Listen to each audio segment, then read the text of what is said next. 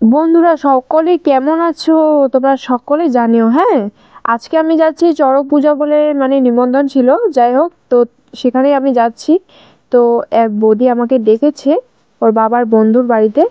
তো ওখানে আমরা চলে গেলাম। তারপর দেখো ওদের মন্দিরটা কি সুন্দর করে লেপা পোছা করে রাখে, ভালো লাগে দেখতে, খুব সুন্দর লাগে। এই যে দেখো গোবর দিয়ে লেপে রেখেছে বাইরেটা, খুব সুন্দর লাগছে। তো তারপরে দেখো আমাকে, মানে সবজি দেখাচ্ছে, দেখো কত সবজি এনেছে দাদা। তো বহু সবজি এনেছে, কিছুটা আমি কেটে দিলাম।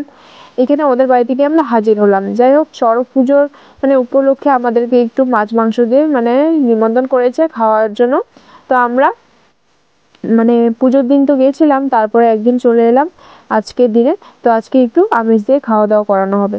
তো ওদের গাছের সামনে আমি, মানে গাছের পেছনে মানে দিকে, একটু ঘরের পেছনে দিকে যখন গাছের সামনে গেলাম, তখন দেখি এই বেলটা। তারপরে দেখো আমরা খেতে বসে পড়েছি। তো তারপর অনেক কিছু আইটেম দিয়ে খাওয়া দাওয়া হয়েছিল। তো কি কি হয়েছিল, ডাল টাল আরও নিরামিষ তরকারি ছিল, আর তার মধ্যে এখানে ডিমের তরকারি, মানে ভাজি ছিল, আবার ডিমের বড়াও ছিল, মাছের ডিমের, আর মাছের তরকারি মাংসও ছিল। যাই হোক, ওইগুলো খেয়ে আমরা কিন্তু রাস্তায় রওনা হচ্ছিলাম বাড়ির দিকে। তো বাড়ির দিকে রওনা হচ্ছিলাম। আমাদের এইখানে বাড়ির সামনে একটা দেখো পরজাতি স্কুলও আছে, এই যে স্কুলটা, মানে মাঠটা কত সুন্দর দেখো, খুব সুন্দর লাগে এইভাবে মাঠ দেখতে পেলে, আমাকে এত ভালো লাগে। আমাদের এখানে রাস্তাগুলো সব এরকম টাইপের।